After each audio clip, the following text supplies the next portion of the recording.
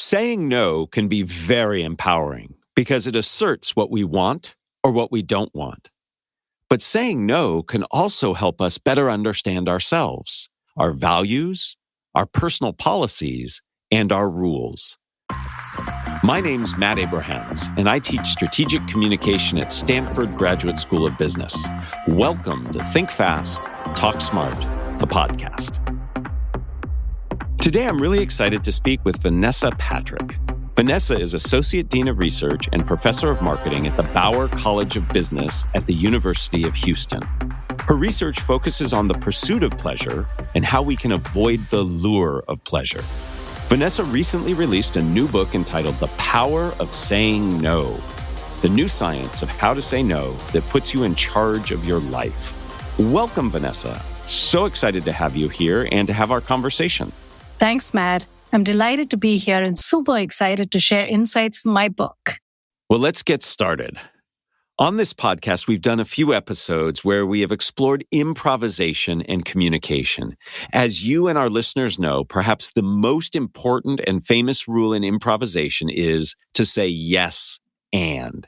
Yet you've written a book all about saying no. Can you share the importance of saying no and what it can do for us? Absolutely. It is, I believe, very, very important for all of us to say no to the things that get in the way of us living our best possible life. I think it is important for us to recognize the trade-offs that we have to make every time we make a decision. When we say yes to something, we are saying no to something else. The way I see it is in some situations, we want to grow the conversation and engage in a constructive dialogue with the other person. For example, when we are brainstorming or when we are conducting some sort of idea generation at work, or even when we are talking to our kids, in those situations, we want to use the improv rule, the yes and rule. In other situations where we want to say no, we are better off keeping it very short and very concise. In those situations, we do not want to belabor the conversation. We want to convey our stance and we want to communicate that stance effectively. So it sounds like we need to just be balanced in our approach, that there are times where yes and really can help us. And then there are times where being very definitive and certain in saying no can help us as well. Now, isn't it true that at times saying no can have negative results? Doing so can damage existing relationships, prevent new ones from developing, and have lasting consequences. Are there ways to say no that avoid these negative consequences? You know, the simple two-letter word no is really daunting for a lot of people for the reasons that you outlined. People are super anxious about saying no because they are concerned about damaging relationships with the ask and harming their own reputation. The solution I offer in my book is empowered refusal. I coined this term of empowered refusal to describe a way of saying no that stems from your identity and gives voice to your values, priorities, preferences, and beliefs. When we say an empowered no, our no is about us, not a rejection of the other person. So, for example, in our research, we recommend that we use empowered language that implicates our identity, like using the words I don't. When you say, I don't eat chocolate cake, or I don't take phone calls between 6 and 8 in the evening because that's family time, it comes across as much more empowered. It's easier to say no and you're more persuasive. In contrast, using the disempowered, I can't eat chocolate cake, I can't take a call between 6 and 8 in the evening, almost begs the question why and invites pushback from the asker. And this might result in you saying yes when you actually want to say no. I find this notion of empowered refusal really interesting because it's one vehicle through which we can claim and publicly state our values. And I appreciate you giving some very specific guidance in terms of word choice. So don't is different than can't. And that helps us be definitive, helps us set clear boundaries, and reduces the likelihood of pushback. So that's very useful. You've shared some ideas about verbal things we can say to be empowered in our saying no. Are there nonverbal components as well, things we do with our body and voice that can also help us say no? Effective communication, of course, is the information that we convey using both our words, which is the content of the communication, as well as our nonverbal cues, the manner and the style in which we speak. So, of course, we talked about empowered language just a minute ago, where we talked about using what I call in the book standing up words. Words like I don't, I never, I always, which convey conviction and determination. But when you couple those words with an empowered stance, your body language also needs to convey that level of empowerment. In fact, it's very hard to say, I don't eat chocolate cake and come across as disempowered in your body language. Another effective way to communicate a refusal while maintaining the relationship with the asker is to use positive body language cues to secure that relationship with a genuine smile or leaning forward or a kind gesture. So while your words are communicating that, hey, I'm saying no to you, it is not a rejection of the other person, but just giving voice to what you believe in and what you care about. I really think that distinction you just made is very important. Saying no does not mean you're rejecting another person. Saying no means you're standing up for something that you believe in. And having congruent nonverbal behaviors help support the relational message while also explaining or demonstrating the value message. Things like being big in body posture, being open, making good eye contact, smiling, all of that can be helpful. And we need to be mindful both of the words we use and the way we say them. So thank you for that reminder and for the clear examples. Your book not only makes the case for empowered refusal, but you also provide a toolkit to help us develop and hone this skill. Can you define the competencies that make up your A.R.T, A.R.T framework? Yes, I outlined 3 competencies for the art of empowered refusal. A.R.T stands for awareness, rules, not decisions, and totality of self. I propose that the first competency that we need to invest in if we want to become more effective in saying no is deepen self-awareness. To invest in self-awareness helps us sift between the good for me activities and the not good for me activities and helps us decide what to say yes to and what to say no to.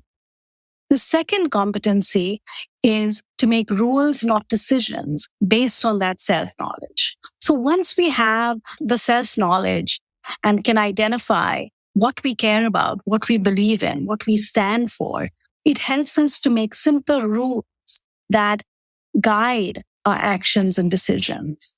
When we lean on what I call personal policies that we can establish to communicate our no response, we move from being frazzled and frustrated when someone makes an ask of us to being much more calm and choosy and empowered.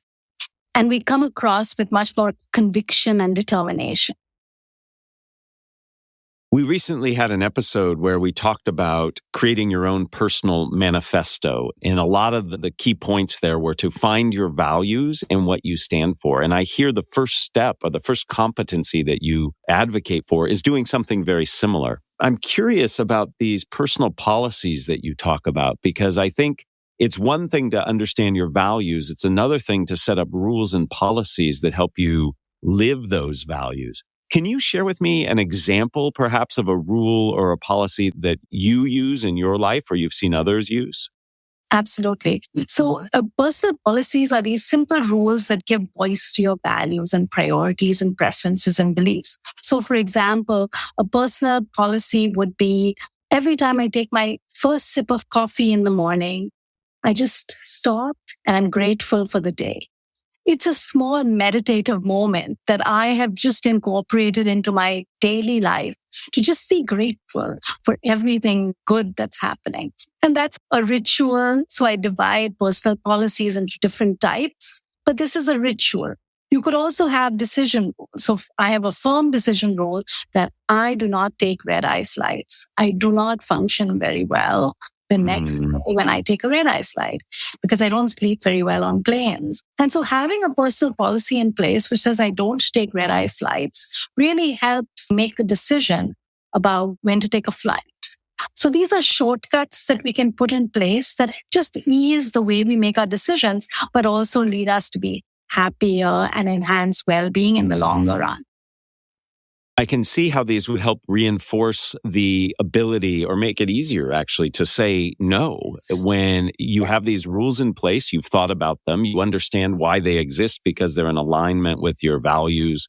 And so when one of these situations comes up where in essence you're being tested or challenged, you say no just because I have that rule. So for example, in working with my children, I have a rule. You don't drive the car after a certain time of day, even if you ask. And so it's helpful to make it easier for you.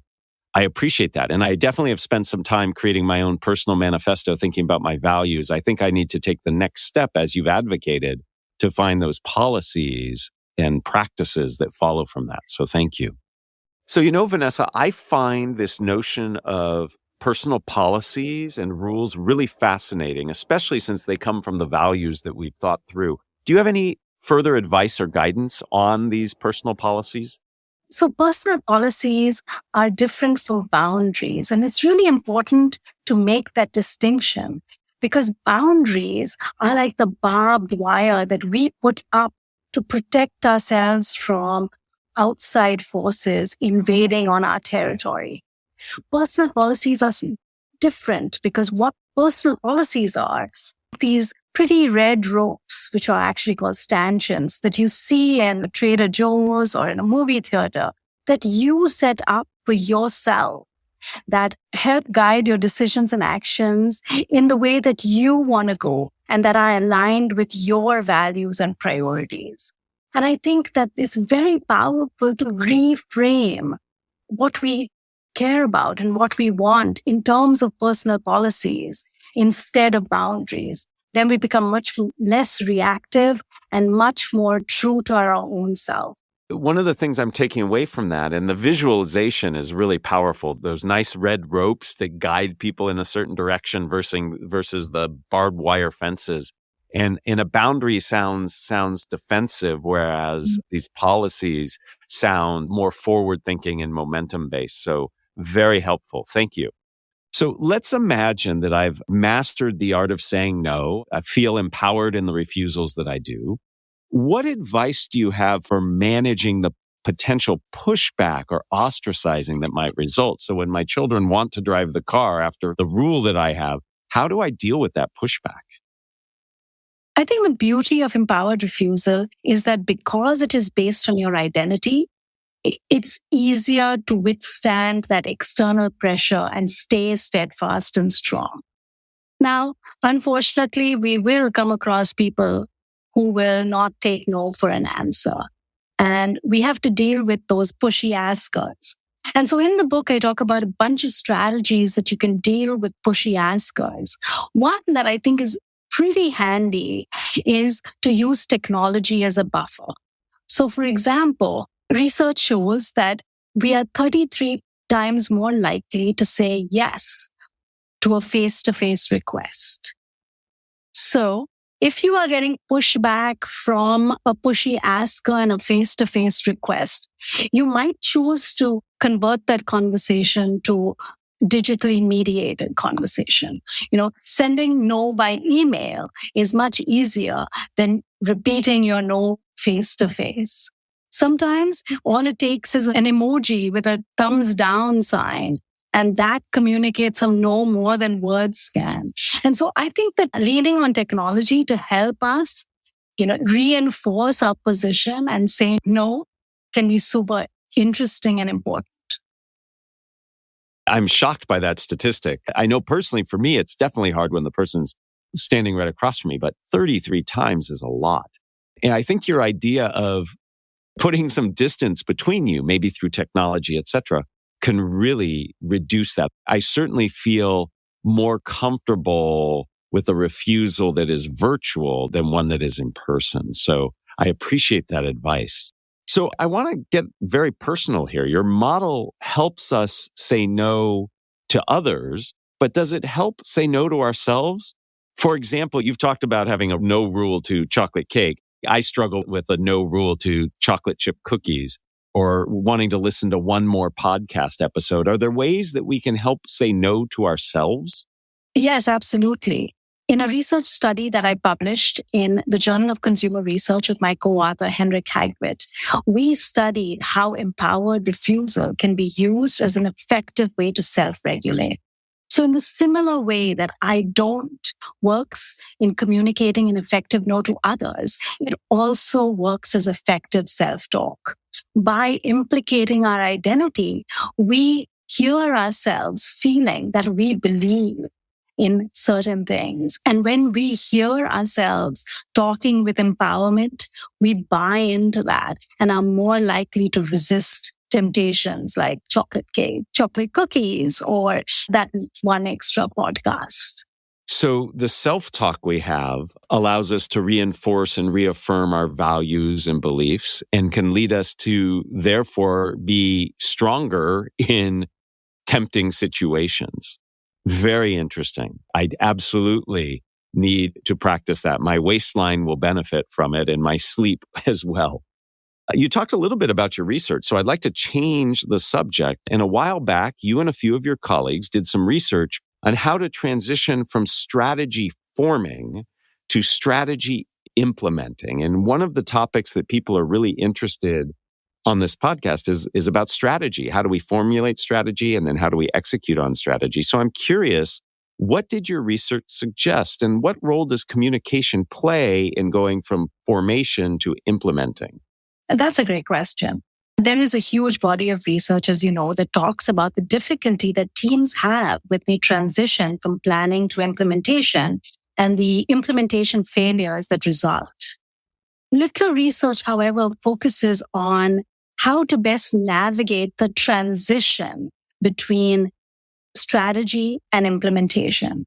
So our research helps identify a set of 6 leadership nudges that aid in crossing this chasm. We base our research on the idea that planning is inherently more pleasurable than implementation. And so we identify 2 broad sets of nudges. The first set of nudges are nudges that improve our willpower to be able to transition from planning to implementation. And the second are the decrease in the desire to continue planning and create excitement instead on implementation. Now, throughout the paper, we talked about the importance of communication, being able to use these insights to be able to get people in their teams to shift from the planning mode to the implementation mode. One of the ways in which you can do this is to be able to figure out how to convert your vision to your action with your teams. And to do that by creating these very strong and compelling outcomes. And so focusing on using communication to focus on outcomes helps people switch gears and helps them move from a planning mode to an implementation. The other thing that is really exciting and which I also talk about in the book is the switch from using verbs to nouns. So there's research that shows that when you ask voters to vote and you give them a badge which says, I am a voter, which basically talks about your identity and who you are and talk about you in terms of using nouns, you're more likely to vote. However, if you give that same badge to people with the words I vote or I voted, it focuses on a verb and it's less likely to result in action. So many things there to unpack. So first, we need to nudge people out of their planning mindset and get them into an execution mindset. And it sounds like we can do that in many ways, including getting them excited about very specific outcomes. The language we use, and we talked about this with Jonah Berger, this notion of turning verbs into nouns. So instead of voting, we are a voter, and that can help. And helping people understand that their actions can help achieve these outcomes can motivate people in that direction. Very, very important. A lot of people spend a lot of time planning and not really planning to execute on the strategy. So that's very helpful. So before we end, I'd like to ask you the same 3 questions I ask everyone who joins me. Are you up for that? Absolutely. All right. So question number 1, if you were to capture the best communication advice you ever received as a 5 to 7 word presentation slide title, what would it be? Leave a place better than you found. I believe my mother has told me that for years and years. Tell me more. Why is that important for you? I think that statement embodies so much as it comes to communications, that you enter a communication with positivity and with the willingness to share and to be true to yourself, but also to create value for the listener. And so when you engage fully with your whole self and you appeal to both the heart and the mind of the listener, you do leave a place better than you found it. I love it. And I love it because of everything you said, but also because it forces you to think about what it is you're doing and saying. And it helps you to see that you need to be audience centric and focused to help make it a better outcome, a better environment as a result of your communication. Many of us can become very self-focused and focus on our message and not so much the outcome of that message. Good advice. I like that. Question number 2. Who is a communicator that you admire and why? So I admire many, many communicators, but one that I deeply admire for more recent times is a woman called Melody Hobson. Melody is the president and co-CEO of A.R.T Investments, which is a Black-owned mutual fund and investment management firm. Melody was named Time Magazine's 100 most influential people in the world. And not only does her content matter, and she speaks on really important topics on financial decision-making, financial literacy, and financial inclusion, but she does so in a way that is so powerful, so passionate, and so memorable. She speaks to your head because she's talking about really, really important financial information, but she does so with stories and with really heartfelt emotions and strong belief that it makes it an amazing communication experience. Wow, I'm definitely going to listen in on some of her communication. It sounds like one of the things that really drives and motivates you to listen to her is her ability to connect through story and communicate complex financial information. Final question, question number 3. What are the first 3 ingredients that go into a successful communication recipe? As a marketing professor, I do think about this quite a bit. And I think that there are 3 main things that I would point out. One is authenticity and trustworthiness. Mm-hmm. Second is the ability to communicate or appeal to both the head and the heart. I think that effective communication is a combination of both rational elements as well as emotional elements. And the third is to really focus on the listener, to create value in your communication such that you have left the dialogue better than you found it. And I'm going to cheat and say one more, which is smile. Because I think by smiling when you communicate, not only do you look warm and caring and engaged, but you even sound that way, which I think is super important in all communication. I like that your 3 ingredients combine both how we say something through our smile. It has us thinking about our audience, but it also has us thinking about our content, both the rational and the emotional components, to build that authenticity and trust that you speak about. So those ingredients are going to combine certainly to an effective communication recipe. Vanessa, this has been fantastic. Thank you. I have no regrets about our conversation about saying no. And it really helped me to think through my own personal priorities that I have and personal policies. So I appreciate that. Thank you for being here, and I wish you great success with your new book, The Power of Saying No, the new science of how to say no that puts you in charge of your life. Thank you. Thank you, Matt. It was my pleasure. Thanks for joining us for another episode of Think Fast, Talk Smart, the podcast from Stanford Graduate School of Business. This episode was produced by Jenny Luna, Ryan Campos, and me, Matt Abrahams. Our music was provided by Floyd Wonder. For more information and episodes, find us on YouTube or wherever you get your podcasts. Thank you, and please make sure to subscribe and follow us on LinkedIn.